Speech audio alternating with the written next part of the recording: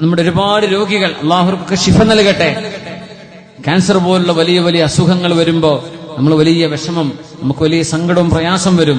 പക്ഷേ എന്നാൽ പോലും അള്ളാഹു സുബ്ഹാനഹു വ തആല ആ രോഗത്തിലും രോഗികളോട് റഹ്മത്ത് ചെയ്യുന്നുണ്ടെന്നാണ്.